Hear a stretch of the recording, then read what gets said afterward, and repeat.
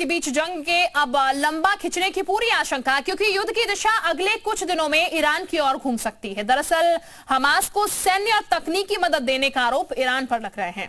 एक रिपोर्ट में दावा है कि ईरान ने बीते सोमवार को ही हमास को इजरायल पर हमले के लिए ग्रीन सिग्नल दिया था। अगर ये दावा सही निकला तो यकीन मानिए युद्ध क्षेत्र से और ज्यादा भयानक तस्वीरें आएंगी।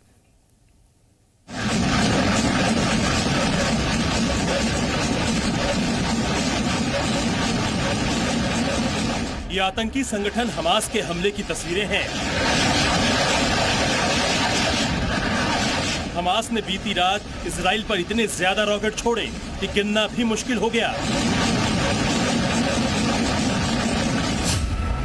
हमास के पास मल्टी बैरल रॉकेट लॉन्चर मौजूद है।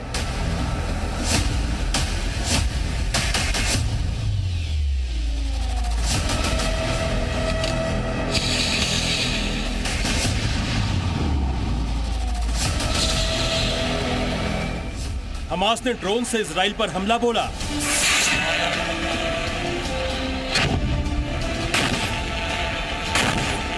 हमास के आतंकी आसमान से इजराइल में उतरे, पैराशूट और पैराग्लाइडर्स के सहारे इजराइल के बॉर्डर में दाखिल हुए। आतंकी संगठन हमास ने इजराइल पर आतंकी हमले की इतनी खतरनाक रणनीति बनाई थी जिसके बारे में कई देशों की सेनाएं भी नहीं सोच सकती।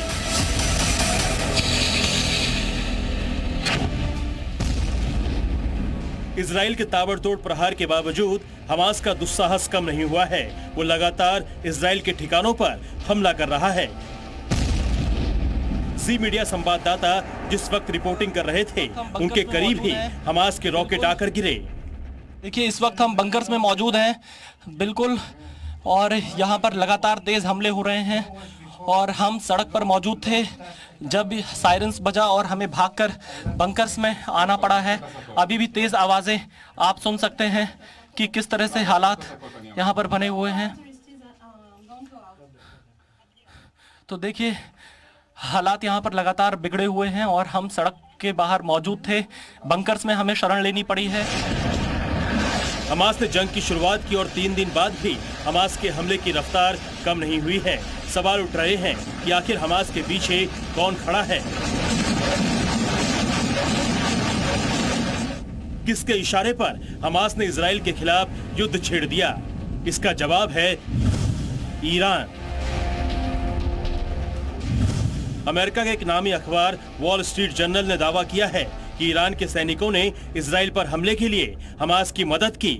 ईरान की सेना और हमास मिलकर इजराइल पर घातक हमले के लिए अगस्त से ही तैयारी कर रहे थे। इजराइल पर हमले की तैयारियों को लेकर लेबनान के बेरूत में कई बैठकें हुई थी। उस बैठक में ईरान के सैन्य अधिकारी और ईरान समर्थक आतंकी संगठन हमास और लेबनान भी शामिल थे। पिछले सोमवार को ही ईरान ने हमास को इजराइल पर जल, थल और आकाश से हमले के लिए ग्रीन सिग्नल दिया था।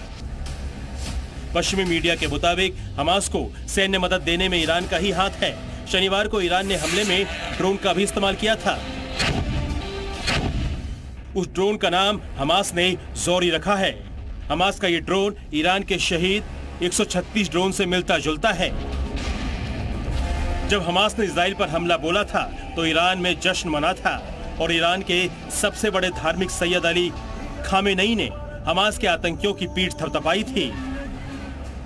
ईरान की दलील है कि इजराइल ने फिलिस्तीनी इलाकों पर जबरन कब्जा कर रखा है और इसीलिए वो हमास को समर्थन देता है, जबकि इजराइल इसे ईरान का दखल मानता है। यही वजह है कि इजराइल और ईरान बीते कई सालों से शैडो वॉर लड़ रहे हैं।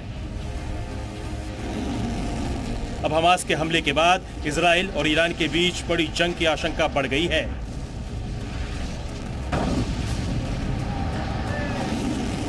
ईरान को डर सता रहा है कि इजराइल किसी भी वक्त उस पर हमला कर सकता है।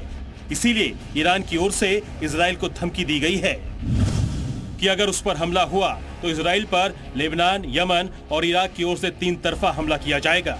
ईरान समर्थक आतंकी संगठनों ने भी धमकी दी है कि अगर अमेरिका ने इजराइल हमास युद्ध में एंट्री की तो अमेरिका पर भी हमला शुरू हो जाएगा। अभी युद्ध का मोर्चा इजराइल और हमास के बीच है। अगर इजराइल को हमास के हमले के पीछे ईरान का हाथ होने का सबूत मिल गया तो समझिए ये युद्ध खाड़ी देशों तक पहुंच जाएगा। तब दुनिया पर बड़ा संकट खड़ा हो जाएगा। इजराइल के अश्कलोन से विशाल पांडे के साथ ब्यूरो रिपोर्ट, जी मीडिया।